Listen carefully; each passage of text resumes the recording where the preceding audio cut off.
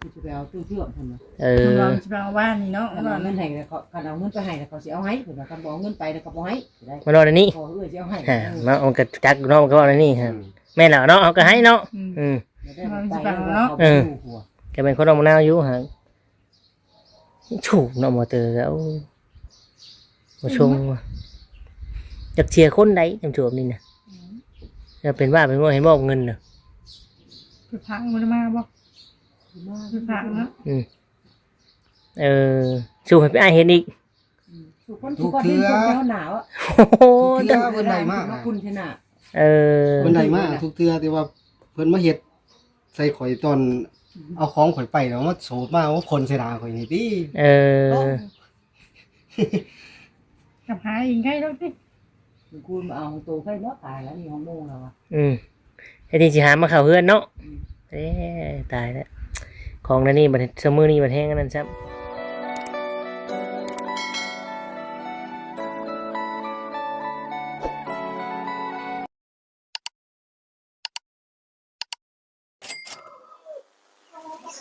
กับทักทายสบายดีและสวัสดี FC พ่อแม่พี่น้องหมู่เพื่อนเบิดทุกคนทุกท่านว่าอยู่ฝั่งไทยฝั่งลาวหรือว่าต่างประเทศก็ยินดีต้อนรับเข้าสู่ช่อง YouTube ตุกคำปั่นสุกเด้อพี่น้องเนาะ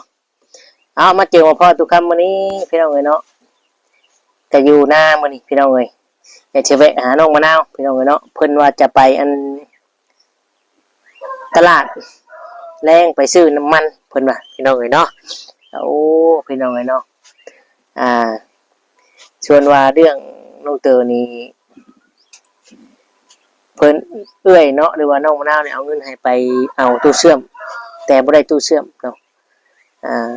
แต่ได้ยามาแทนพี่น้องเนาะ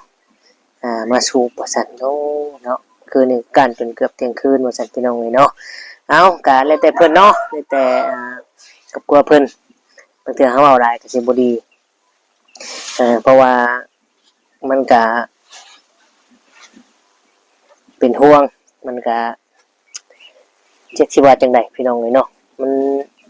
พ่อแม่เพิ่นก็บอกบ่เพิ่นก็บ่ฟังลูกให้จังได๋แล้วอ่ะส่วนตู้เสื่อมไอ้เกดก็ทำใจแล้วแหละทุกอย่างก็เริ่มทำใจแล้วแหละเราว่าบ่ได้หรอกเราว่าเนาะเอามีแต่ว่าเป็นจังได๋เนี่ยเฮาไปเว้าไปล้มไปนั่งคุยกันเนาะมันเป็นอีหยังมื้อนี้เกิดเรื่องอีหยังขึ้นเนาะเอาก่อนไปก็ฝากกดไลค์กดแชร์กดติดตามแล้วกด Subscribe กดเบิ่งโฆษณาให้ทุกคำเนี่ยพี่น้องเนาะมันก็อยู่หน้าพี่น้องเนาะบรรยากาศอยู่ไห้อยู่หน้าก็โอ้ยพุ่นน่ะเนี่ยทุกคำใส่เบิ่งก่อนเห็นบ่บรรยากาศโอ้คุณแม่ก็จักละเฮ็ดหยังเนาะ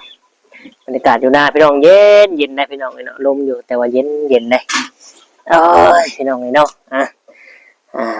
ไปเลยเปล่าเถอะกำลังเสียวไปกำลังไปหน้าตู้คำกันโอ้ไปคือนั่งเล่นน้ำเพลินก่อนคือนั่งเล่นน้ำน้องมะนาวก่อนคือสีหินห่อนแท้ว่าสิออกไปหน้ากันว่าสิออกไปไทยฮุดคอยกันได้ไพ่น่ะอันเขาบอกบ่คือไปดินน้ำดาวอยู่บ่สบายดีเด้อเจ็บท้องบ่น่ะโอ้ยอากาศมันร้อนเนาะแนวพี่ก็ได้จะบ่เห็นแม่ตัวโอ้สบายดีเกศสบายดีเขานิบในคักแท้จะไปใช้อันนี้ข้าวคุณไปซื้อน้ำมันเอาได้แล้วว่าเงินซื้อน้ำมันน่ะยังสิไปหาตู้ซิปอยู่โอ้แม่น้อยอีพ่อก็ได้สองการมั้งเจ็บท้องเอ็นตื่นเนี่ยก็ดื้อๆเลยเจ็บท้องเอ็นบ่ไม่ใช่ได้แม่เคยเป็นไงคมลงที่ตอดมุกมาได้เป็นเท่านึงได้ถึงเดือน3 เดือน4 เดือนเป็นเท่านึงอย่างไรนอนไหว้ก็แต่เว้นก็แต่เช้าได้เขาคมลงนี่สิตอดมุกเลยใช่ได้แม่กันทางนี้เราไม่ได้คอยเป็นเลยยังไม่เงินจะไปกับไพ่นี่ไปรถตามไปซื้อยากินเลยให้เจ้าก็ยาซิมเจ้าชื่อไหนยังบอกว่ามือได้เจ้าสิได้ถึงไทยว่าผู้อื่นได้หนึ่งชีวิตเอาบอกเลยได้หนึ่ง บางเทื่อมีเวียกมีหยังบางเทื่อบ่ได้แวะมาเนาะบอกมื้อนี้เลยแหละนั่น มีไปอ่ะ คือน้องแอมบ่คือน้องแอม บ้าน ได้เนาะ ฮะ ได้ก็3 มื้อ4 มื้อทั้งหมดแล้ว4เนาะ 3มื้อนี้แหละ 3ที่ มื้อนี้4ก็สิไปแล้วบื้นนี่ สภาพเนาะ ผมหอบ ใส่กินนี่ สิไปหน้าพุ่นแล้ว ไปหน้า เราจะ นี่ก็ยามารับเหมือนเนาะ ว่าซั่นแหละ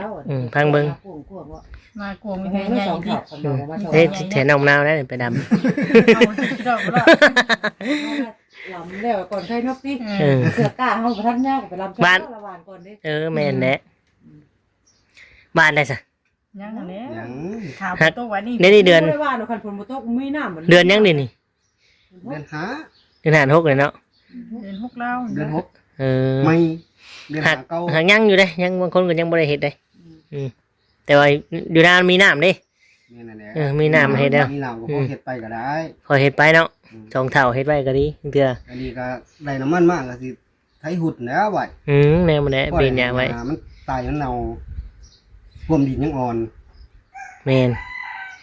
พอไปตอนนี้บ่ฮ้อนบ่เฮ้ย เดี๋ยวไปเมย์เพื่อนตัวชิดดิ ก็พอดีค่ำๆเนาะ พอดี ไปซื้ออยู่ปั๊มนี่เนาะ ป้ามันนี่แหละ พี่นี่บ่ มันพี่เนี่ยผู้นี้ก็จะไปตลาดแดงเข้าไปตลาด คือคือไปปั๊มตัวนั้นปั๊มตัวไก่ตราแดงน่ะ มีบ่ ก็มีปั๊มไก่ตราแดงเนาะ เอาบริษัทเบิ่ง มันอยู่ข้างซ้ายมือนี่มีปั๊มกัน ทางเวทางผีซาพลังนี่ แม่น มีแต่กระตุก ก็ไปซื้อเอาเด้เนาะ มันยานโมมี่อยู่ในตลาดเพราะว่าโอ้ย มีห้างก็มี กันตลาดใหญ่ตลาดแรงเงี้ยบ่มีหรอเนาะ ตลาดแดงก็มีคือเขา ตลาดแดงนี่ บ่มีเลย ยันบ่ชงแต่ว่า ตลาดใหญ่นะ ตลาดใหญ่นี่มีหลายกระตุกอันไปคือซื้อน่ะแต่ว่าตลาดแรกนี่มันเป็นมีแต่พวกกับข้าวหลาย มันก็สิมีห้านอยู่ปั๊มแล้วก็มีขายอยู่มั้งทางหลังน่ะ บ่ผ่านเนาะ แล้วก็ถามเบิ่งหน้าเจ้านี่จัดการ เด้อบ่จัก เขายังบ่เคยใช้เนาะ หมอคอครับเอาแม่ ใช่โอ้เลือด ไอ้สองการทำการได้อยู่แล้วของเจ้าประมาณนั้นแหละ ทำการเนาะ มั่วแล้วสิว่ามันก็รถใหม่อยู่รถใหม่มันบ่เปลืองน้ำมันอยู่แล้วขับมาแต่หน้าพุ่นบ่ มันจะน่า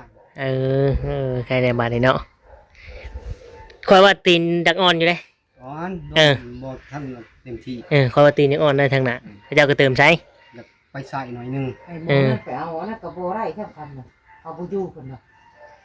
อันตู้เชื่อมนะบ่ ตัวว่าบ่ตัวหันตัวนี่เขาขายแล้วจังเนาะ มันนั่นเลยเขาไปแล้ว ยันผู้นี่จริงน่ะ เขาขายแล้ว มื้อนั้นเอาเงินมาให้เมียตามสารเพื่อนในตอนนี้เอาเงินมาให้เมีย3ล้านมันขายเท่านั้นเองเนาะแต่ก็บ่ได้ขายมาขอเงินเมียขอประกาศเลยมันขายแล้วถ้าเอาวานนี่บ่ได้บ่อื่นสิเมื่อใหม่ไล่ให้เมื่อมันนี่บ่มาแดงสิเมื่อใหม่ผมมันขายได้บ่มันยังเลย บ่ได้เลย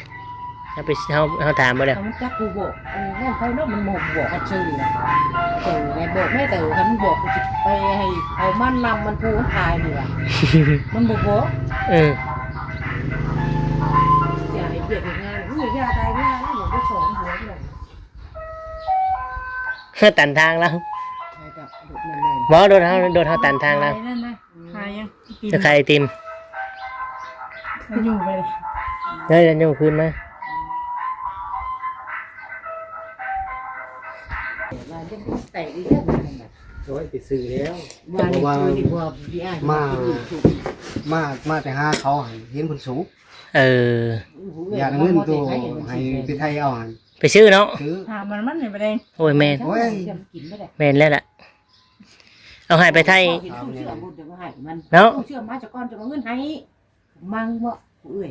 เอาให้ครับหากบ่ได้ครับเอาเตือนไว้ได้ซะก็ตอนจะเอาเงินไปนะ มาคือจะไปเอาตู้เชื่อมคนนะ เราจะไปเอาบ้านนี่เนาะ คันเอาเงินให้แล้วเขาคันเอาเงินไปให้แล้วเขาสิเอาให้คนคันบอกเงินไปแล้วเขาบ่ให้ได้ มานอนอันนี้ ขอเอื่อยจะเอาให้ มาเอากระจักเนาะมันก็ว่าอันนี้ฮะแม่นแล้วเนาะเอาก็ให้เนาะแกเป็นคนเอามะนาวอยู่ฮะถูกเนาะมาเตอแล้วมาชงอยากเชียร์คนใดจำจวบนี่นะจะเป็นว่าเป็นว่าเห็นบอกเงินเนาะ ไปพังมันมาบ่ไปพังเนาะ เออสู้ให้พี่อ้ายเห็นอีก ทุกคนทุกคนเป็นคนหนาวอ่ะ โอ้โห ทุกเทื่อเพิ่นได้มา คุณชนะ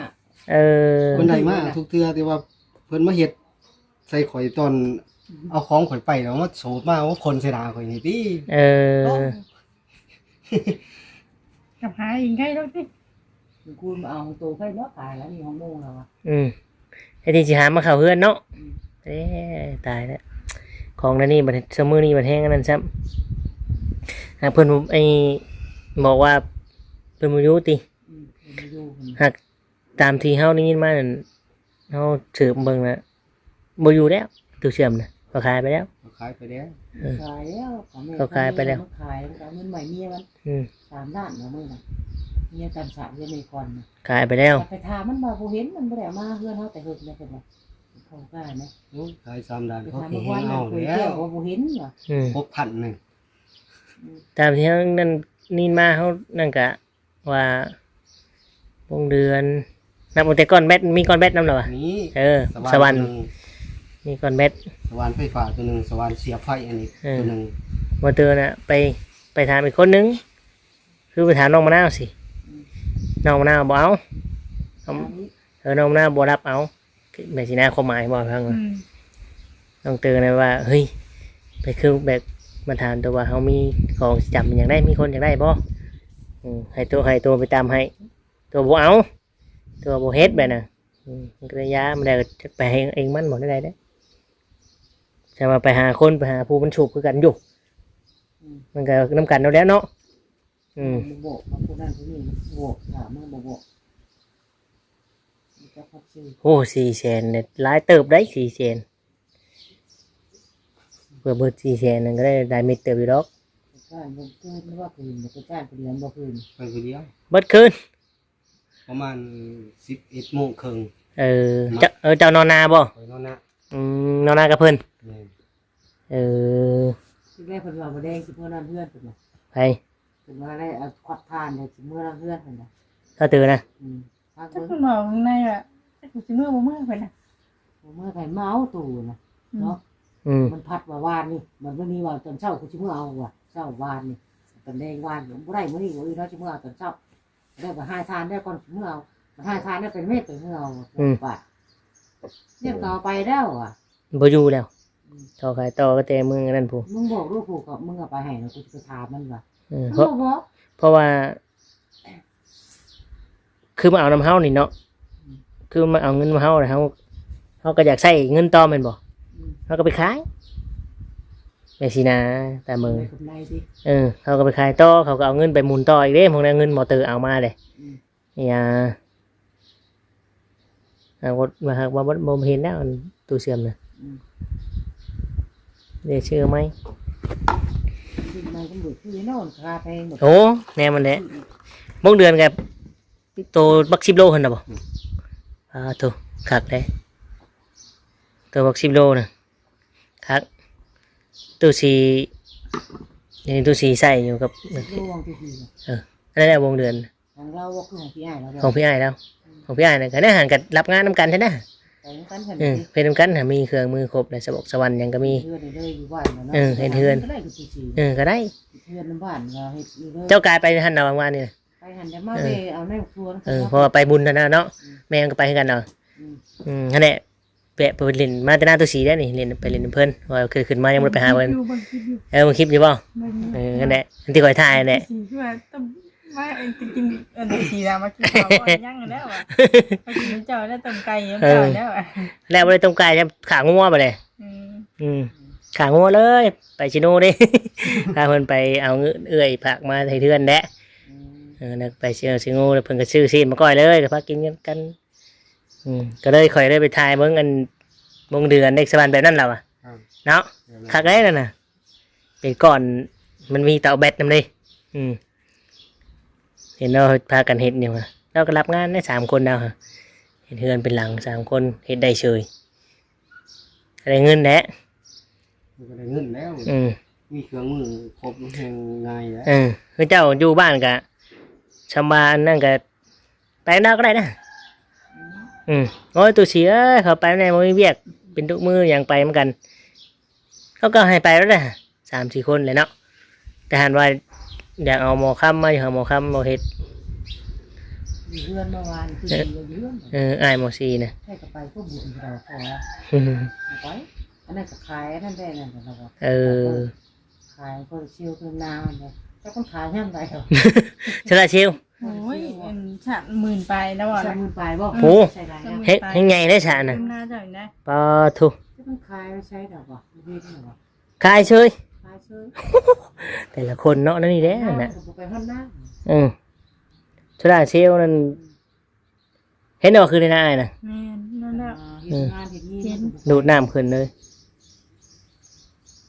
แนวนี้แหละมาอยู่ถึงตัวนี้โคบงมเลยมันบดีเลยยังบดีเฮ้ยดูซิบได้บ้านดีนะบ่มื้อนี้